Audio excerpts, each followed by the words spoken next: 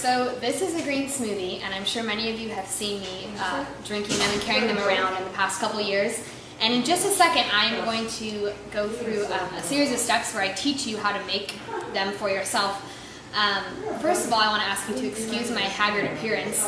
We've been moving into the house for the last couple days, and I just haven't had time to do my hair or really get ready. I also want to tell you that in the following video, everything before the 10-minute mark is meant to be considered day one, and everything after the 10-minute mark is meant to be our instructions that are meant to be followed for every day after the first day. So every consecutive day after day one, follow everything after the 10-minute mark. And lastly, I wanted to tell you that this video is about 20 minutes long because I'm notorious for being long-winded. So if you cannot stand to listen to me drone on about making green smoothies for 20 minutes of your life, feel free to read the attached recipe and instructions list below, and you can do that instead. Hi guys, first of all, excuse the messy kitchen because we're just moving into our house. But a lot of you have asked me about how I make my green smoothies every morning, and so instead of sending out Word documents all the time, I figured I would just make a video and show you. So these are the ingredients I use, and you can use any variation of these.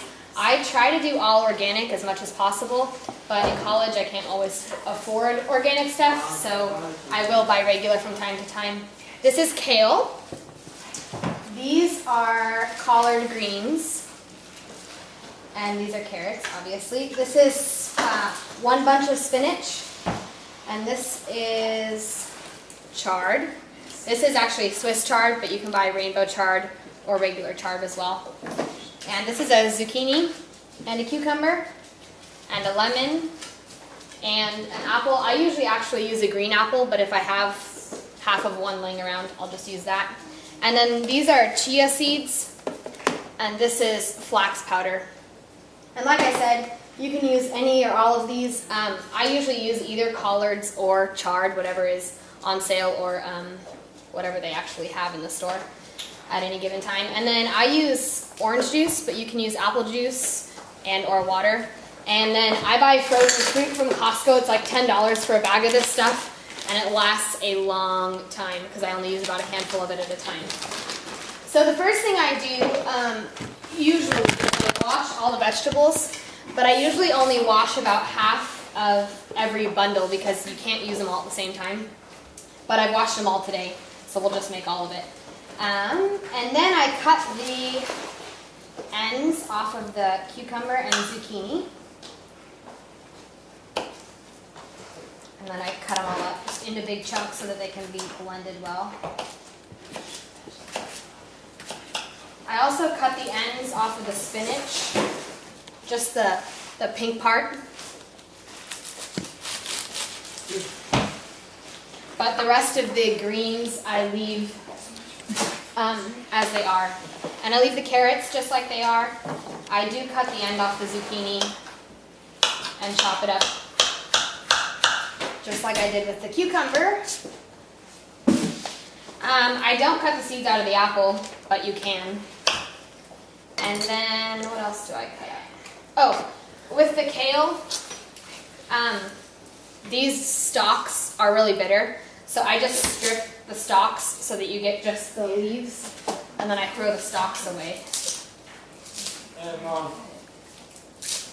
And I also don't do this every morning. I do this about once a week, and then, which I'll show you in just a second, I put it all in a pitcher, and I refrigerate it. And then every morning you can just pour some out of the pitcher into your blender and re-blend it. And I found that that makes the best kind of smoothies because if you eat it, if you try to drink a smoothie right after you've made it, it tastes pretty awful because it's all chunky. And I find that when you leave it overnight in the fridge in a pitcher, somehow the vegetables like soak up the water, and then when you re-blend it in the morning, it's super smooth. Kind of like soup. If you re-blend soup after it's cooled down, it gets a lot smoother. I also use a blender bottle to drink my smoothies out of, and I don't know where I discovered these, but they work really well because they're super easy to clean, and they have a really big lid, or spout, and so you don't have to clean straws or the little sucky things, if that makes sense. Okay, so now I basically just blend all of these ingredients for however long it takes to get them all pureed. So I stick them in, it doesn't really matter how, but I usually try to do some leafy things with some of the harder vegetables because it tends to blend easier that way. There's going to be a lot of smoothie here. And then I just blend it one batch at a time, and I continue to pour it into the pitcher. Where's my...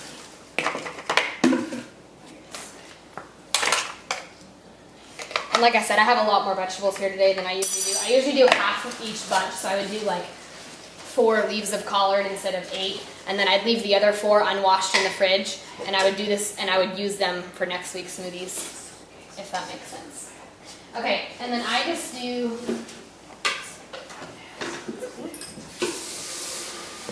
just water for the first couple batches, because otherwise you're going to use up all your orange juice, and you really don't need that much orange juice.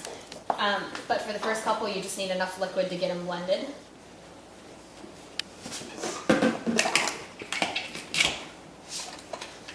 Let's see if I can work this blender. Oh, yep.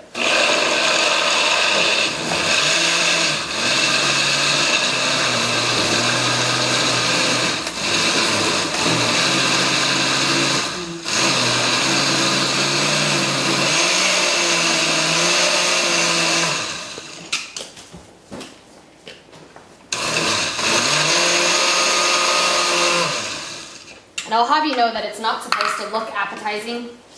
It'll look like that. And then I just pour it all into the pitcher. And I do that again for as long as I need to get all of my veggies out of the way. Normally, like I said, I only use half of each of the bundles of the leafy stuff, but I'll still use a whole cucumber and a whole zucchini. So it's really like for every half bundle of leafy greens, I use 1 cucumber and 1 zucchini. So that's what I'll do today. I won't blend all of the leafy stuff. Water.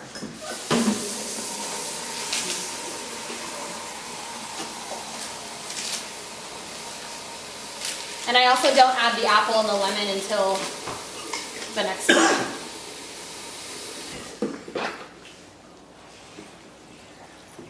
Oh, that's warm. Cold water's better.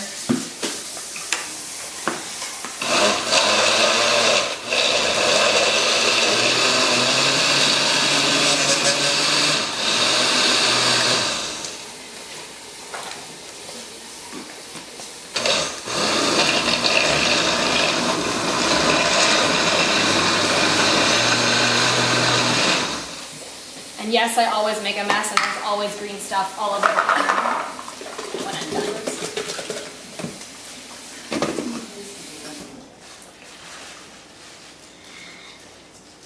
That was spinach. And I still have about half of my spinach bundle left, so I will save that for next time. Put another little bit of chard in there. I should still have half of my chard left. Yep. And then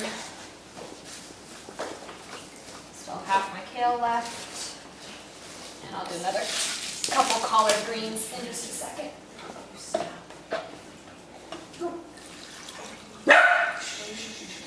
We're almost done. We've got 1 blender full after this. Like I said earlier, you only have to do this about once a week. Or once every 5 days maybe.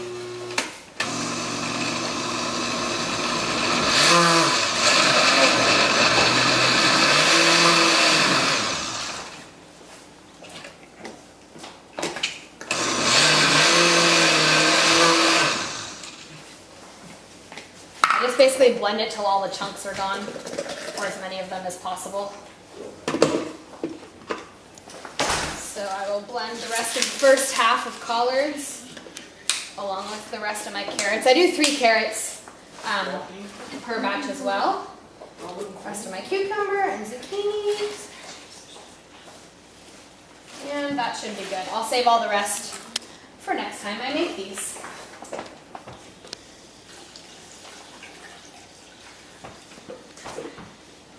The amount of water doesn't really matter either. I just usually fill it up to over the top of whatever's in there, and then you're guaranteed to have enough.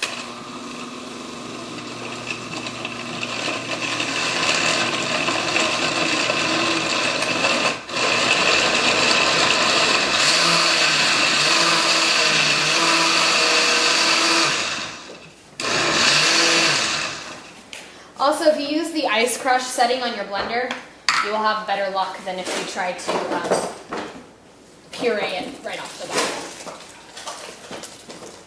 And it's not all going to fit in there. Awesome. Okay. So basically,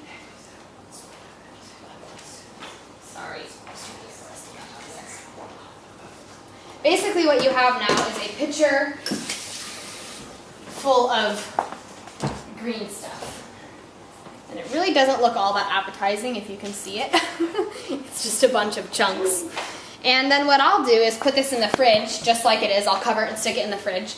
And then tomorrow morning, I take it out of the fridge. And I always stir it up because the vegetables tend to float and then the water and the liquids sink to the bottom. So I stir it up and then I just pour into my blender about as much as I want. So in order to fill my little cup here, it takes about half a blender full. But if you want less than this, I think this is 28 ounces, then just do less than that. So I pour it into the blender with as much as I want in my smoothie in the morning. And that should be good. And if you find that you're getting more liquid than you want, you can scoop some of the vegetables off the top and throw them in there.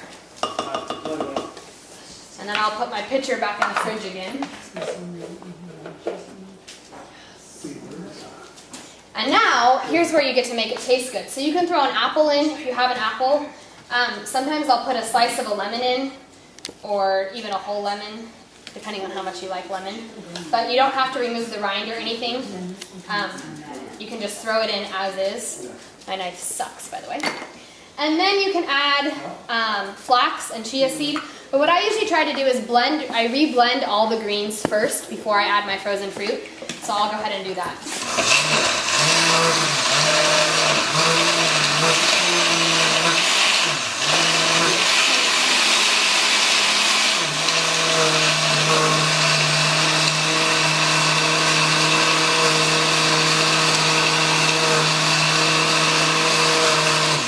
And you'll see that after you blend them the second time, it's a lot more of a desirable consistency. It's not all chunky. You won't get this consistency if you only blend them once. At least that's what I found. And then, if I'm just serving one person, I'll put 1 scoop of flax in there. I'll do about a teaspoon of flax and a teaspoon of chia seed.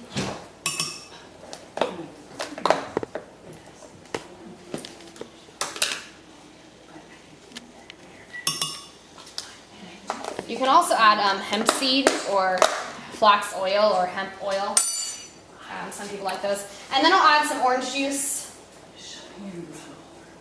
to give it a little bit of sweetness.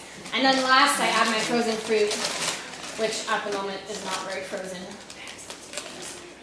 But I do about a handful per smoothie. Some people like more. And I'll also tell you that green smoothies are not meant to be sweet because they're supposed to be greener than sweet.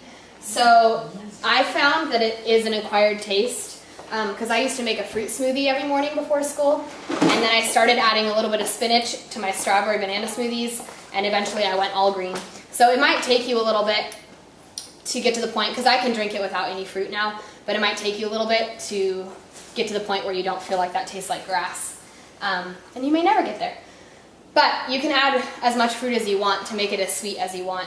I would just advise that as you continue to make your green smoothies, you try to add less and less fruit and less orange juice. Also, if you don't want frozen, or if you want it to be a frozen consistency as opposed to juicy, and you don't want to add frozen fruit, you can add ice and use the ice crush setting, and it does the same thing.